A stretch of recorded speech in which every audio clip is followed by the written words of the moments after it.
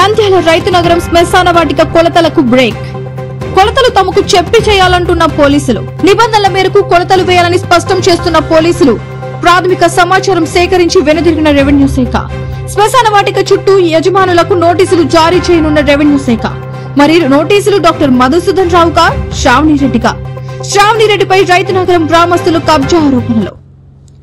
నంద్యాల రైతు నగరం శ్మశాన వాటిక స్థలంపై రెండు ప్రభుత్వ శాఖల మధ్య వార్కి తెరలేచింది. ప్రభుత్వ శాఖల్లో కీలకమైన పోలీస్, రెవెన్యూ యంత్రాంగాల మధ్య శ్మశాన వాటిక స్థలం చిచ్చును రాజేసింది. రెవెన్యూ శాఖ పరిపాలనలో భాగమైన కొలతల అంశం రెండు శాఖల మధ్య ఆగని నిప్పుని రాజేశాయి.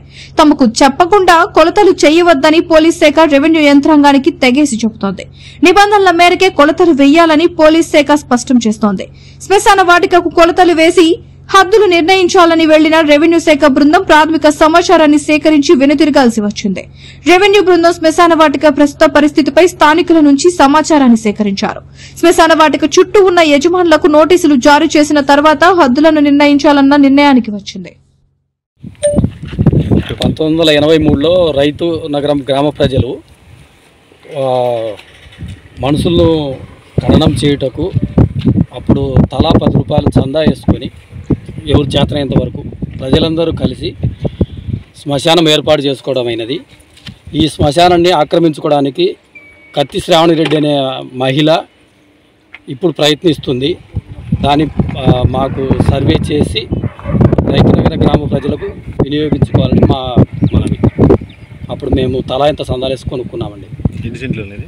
50 సెంట్లు. ఇప్పుడు ఆక్రమణ గురైందా? ఏం ఆక్రమణకు గురైంది. మేము రానియమని వేరే వాళ్ళతోటి వార్నింగ్లు ఇప్పిస్తూ ఉంది. రావద్దు ఇక్కడికి. అంటే ఇంతకు గతంలో ఏదైనా సమాధానం పోటీ పెట్టడం కానీ ఖననం చేయడం జరిగింది. 1943 నుంచి మేము 43లో కొన్నాము. 44 మాకు రిజిస్ట్రేషను. కొన్న కాంచి అప్పటి నుంచి 83. కొన్న తర్వాత ఎవరి మీద రిజిస్టర్ చేశారు? కొన్నప్పుడు గుంటుపల్లి కోటేశ్వరమ్మ ఆమెకు చేసిన తర్వాత మళ్ళీ 1995లో గ్రామ ప్రజలకు కృష్ణకాంత్కు చేసేసామండి. గవర్నర్ కృష్ణకాంత్ గారికి పేరు మీద చేసినారు. పేరు మీద రిజిస్ట్రేషను మన తాలూకా ఆఫీస్ ద్వారా చేసేసాము. చెప్పిన దోబిఘాటు 16 సెంట్లు, శ్మశానానికి 30 సెంట్లు. మొత్తం టోటల్గా అయితే శ్మశానానికి 49.5 సెంట్లు మాకు. మొత్తం శ్మశానానికే. కాకపోతే ఆ రోజు దోబిఘాట్స్కి ఊర్లో ప్రజలు అడిగితే చేశాము, కానీ మాకు శ్మశానానికి ఉపయోగించుకుంటున్నాం అప్పటి నుంచి కూడా. ఏది 1984 నుంచి. మీ పేరునా? నా పేరు సుబ్బారావు. సమస్య కత్తి శ్రావణిరెడ్డి వచ్చి ఇది ఆక్రమించడానికి వచ్చింది.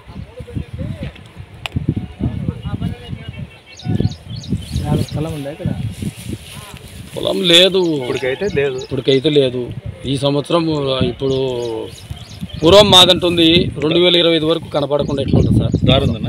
దారి మేము రైతుల ద్వారా, రైతు నగరంలోంచి రైతుల ద్వారా 22 లింకుల దారి ప్రతి ఒక్కరిని ఊర్లోంచి హక్కు వచ్చినందుకు మాకు శ్మశానానికి దారి ఇవ్వమని అడిగి తీసుకున్నాము అప్పుడు. కానీ ఒప్పంద పత్రం కానీ ఏమీ లేదు. రైతులు మమ్మల్ని మాకు శ్మశానానికి ఉపయోగించుకోవడానికి అందరూ సహకరించినారు అప్పుడు. ఇది వర్గాల తరఫున అది ఒక వర్గము, ఇది ఒక వర్గానికని ఫిక్స్ చేసి కొనుక్కున్నారు. ఫస్ట్ శ్మశానం ఇదే. ఇప్పుడు కత్తి శ్రావణి అనే ఆమె 41 సంవత్సరాల తర్వాత వచ్చి ఇది నాది అని దీన్ని చుట్టూ బౌండరీ వేసి శ్మశానంలోకి ఎవరిని రానియకుండా ఇబ్బంది పెడుతుంది. ఇటు సైడ్ రైతులు పోయే వాళ్ళని కూడా ఇబ్బంది కలిగిస్తుంది. దీన్ని గవర్నర్ కృష్ణకాంత్ మీద రిజిస్ట్రేషన్ చేయించినాము. గవర్నమెంట్ వాళ్ళే దీన్ని సాల్వ్ చేయాల్సిందిగా వాళ్ళకి మనవి చేసుకుంటున్నాము.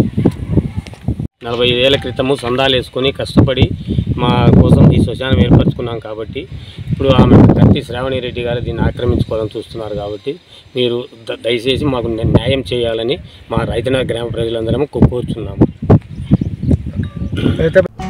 వివిడి న్యూస్ టీవీని తక్షణమే సబ్స్క్రైబ్ చేసుకోండి. నోటిఫికేషన్ కోసం బెల్ ఐకాన్ క్లిక్ చేయండి. మరిన్ని అప్డేట్స్ కోసం ప్రతి ఒక్క కుటుంబానికి ఉచిత ప్రకటనలు వచ్చే విధంగా మీకోసం మీ ముందుకు వివిడి న్యూస్ టీవీని AP ఫైబర్ నందు 99వ ఛానల్ మరియు యూట్యూబ్ నందు వీక్షించెదరు.